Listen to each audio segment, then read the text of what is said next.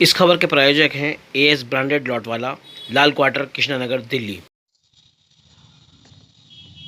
Doctor साहब, देश के मौजूदा हालात पर अगर चर्चा की जाए, कहीं उर्दू की बात हो रही है, कहीं मस्जिद की बात हो रही है, कहीं जो है हिंदू राष्ट्र की बात हो रही है। इन सारी चीज़ों को आप कैसे देख रहे हैं? असल में इसका सीधा सा मतलब ये है कि मुसलमानों को मुश्तइल किया जाए और इसकी बुनियाद पर जो उनकी वोट की पोलराइजेशन की सियासत है वो कामयाब हो जाए। लेकिन इस तरह के इश्यूज जो है बहुत लंबे चलने वाले नहीं होते हैं। पब्लिक जो है अच्छे बुरे की तमीज़ रखती है।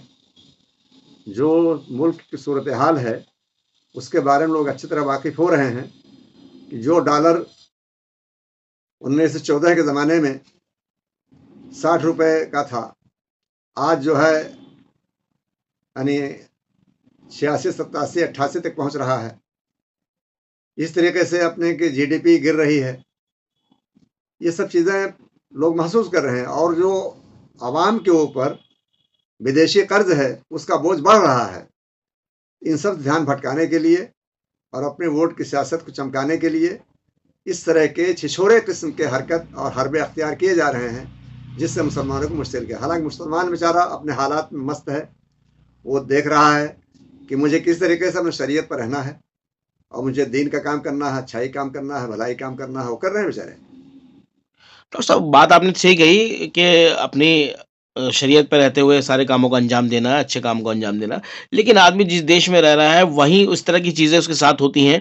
ठीक है, अब वक्फ अमेंडमेंट बिल की बात की जाए, उस पे लगातार चर्चा हो रही थी, लगातार जो है रायशुमारी हुई, सारी चीज़ें हुई, लेकिन वो जिस तरह से आगे बढ़ रहा है, उसे देख के लगता नहीं हालात ज़्यादा अच्छे हैं और उसके हालात जो है बिगड़ेंगे। अभी हालाँकि मिल्ली तंज़ीमों ने एक धरना प्रदर्शन का ऐलान किया हुआ है। उसे आप कैसे देख रहे हैं? क्या वाक़ई अब इस तरह की धरना प्रदर्शन की ज़रूरत थी?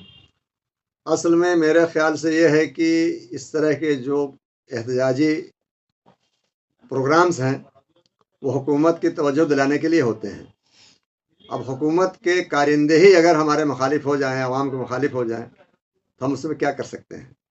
अब सवाल ये पैदा होता है कि नेशन बिल्डिंग एक चीज़ होती है कि देश या राष्ट्र ये एक रहे, एकजुट रहे, इसकी अखंडता एकता की बात की जाती है। अब उससे हट करके सिर्फ एक बात की जा रही है इस वक्त किस तरीके से कि हमारी जो नज़रिया है, जो हम चाहते हैं कि हिंदू राष्ट्र बने। अब सवाल ये पैदा होता है कि हिंदू राष्ट्र है कहाँ पूरी दुनिया में?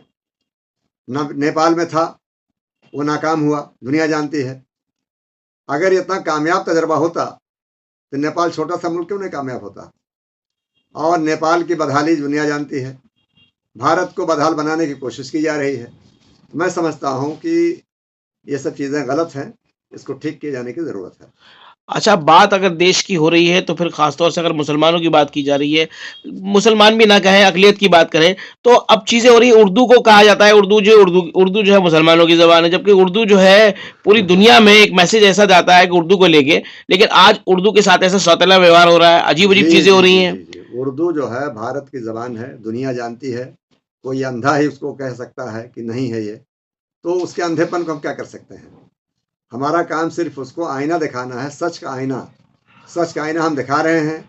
उसको अगर आदमी कोई धृतराष्ट्र बन जाए, कोई दुर्योधन बन जाए, तो हम उसको क्या कर सकते हैं? ये दुनिया ये तारीख़ का हिस्सा है। इसमें अलावा बर्बादी का और कुछ भी नहीं है। और मैं समझता हूँ कि हुकूमत को चाहिए कि ऐसे इक़दाम करे जिससे कि लोगों में अमन पैदा हो, लोग प्यार मोहब्बत से रहें, देश की तरक्की हो, एकता अखंडता पर आँच ना आने पाए, सब एक साथ मिल-जुल कर रहें। ज़बानों का मामला जहाँ तक है, इलाकाई ज़बानें चाहे गुजराती हो, चाहे मराठी हो, चाहे बंगाली हो, चाहे मलयालम हो, कन्नड़ हो, तेलुगु हो, सबका सम्मान होना चाहिए चूँकि सब भारतीय भाषाएँ हैं ये, जो शेड्यूल्ड 8 में शामिल की गई हैं। तो वो सब ज़बानें भारत की सम्मान के लिए हैं। ये बताए जाने की ज़रूरत है कि इसकी भी एक अपनी हैसियत है। और इसी तरीके से उर्दू जो है वो हिंदी के बाद दूसरी बड़ी ज़बान है पूरे भारत में जोड़ने की। और इनकलाब ज़िंदाबाद का नारा दिया है। इसके अलावा तमाम सारी जंगें जो लड़ी गई हैं अंग्रेज़ों के ख़िलाफ़, तो वो उर्दू ज़बान में लड़ी गई हैं। उर्दू ने सबको एक किया। ये संपर्क की भाषा कहलाती है, यानी राब्ते की ज़बान। तो जो हमारे जंग आज़ादी की और मुजाहिदीन की ज़बान रही हो, उसको कोई गैर मुस्लिम या मुस्लिम की ज़बान बनाए, दोनों गलत है, ऐसा नहीं होना चाहिए। डॉक्टर साहब फिर मैं लौट के वापस वक्फ अमेंडमेंट बिल की तरफ आता हूँ, क्योंकि ये बिल्कुल एकदम ज्वलंत मामला है, क्योंकि डायरेक्ट ये मुसलमानों से जुड़ा मसला है, ठीक है? उसके बावजूद भी इसके अंदर मुसलमानों को ऐसे रखा जा रहा है कि उसको थोड़ा दूरी उनको रखी जा रही है, चीज़ें हो रही हैं, क्योंकि जो सुझाव गए हैं, हाँ, उसके अंदर गैर मुस्लिम को शामिल करना, ये सारी चीज़ें एक अजीबो-गरीब है। असल में मामला ये है कि मेरे घर की लड़ाई है, मेरे घर के लोग उसमें शामिल होने चाहिए। अब वक़्फ़ का मामला सीधा-सीधा मुसलमानों से है। इसमें किसी गैर को दखल देने का सवाल ही नहीं उठता, किसी गैर को दखल देना ही नहीं चाहिए, किसी भी तरीके से, कहीं भी, किसी एंगल से ये मुनासिब है ही नहीं कि हमें कोई गैर जो है रास्ता दिखाए, हमारे मामला में दखल दे। ये हमारा पर्सनल मैटर है ये, और इसके ज़रिया जो है मुसलमानों में ख़ास तौर से कि माशी तौर पर उनको मजबूत किए जाने का एक हमारे अकाबिर बुज़ुर्गों ने, बड़ों ने वक़्फ़ का सहारा लिया, और इसकी शुरुआत मोहम्मद सल्लल्लाहु अलैहि वसल्लम ने की थी कि जो भी कुछ वक़्फ़ की जाए, वो पूरे अवाम के लिए होती है, ख़ास तौर से मुसलमानों के लिए। डॉक्टर साहब आप चूँकि एक ऑर्गेनाइज़ेशन, एक से नहीं बहुत सारे ऑर्गेनाइज़ेशन से जुड़े हैं, ऐसे में जो मुसलमानों के लिए अब जो ज़रूरत है, वो किस करवट बैठे, कहाँ उसका स्टैंड क्या रहना चाहिए आपकी नज़र में? मेरे ख़्याल से तो ये है कि ऑल इंडिया मुस्लिम मजलिस मुशावरत को जो है मजबूत किया जाना चाहिए। इसमें सब लोग बैठें सर जोड़कर, और ये बताएं कि हमारे मसाइल ये हैं, ये इसको इस तरह से हल किया जाए। और हमेशा यही रहा है तरीक़ेकार कि जो शूरा होती थी और शूरा के लोग ईमानदार होते थे। मुझे बेहद अफ़सोस है कि जो मशावरत पर लोगों ने कब्ज़ा किया, हमारे लोगों ने बड़ा गलत काम किया है। उनको चाहिए कि वो अपनी आना को थूक दें और अल्लाह वास्ते के जज्बा से आगे बढ़ें और इस्लाम के लिए काम करें, देश के लिए काम करें, राष्ट्रीय एकता के लिए काम करें, और अक़ल सलीम अल्लाह पाक अता करे, इसकी मैं दुआ करता हूँ।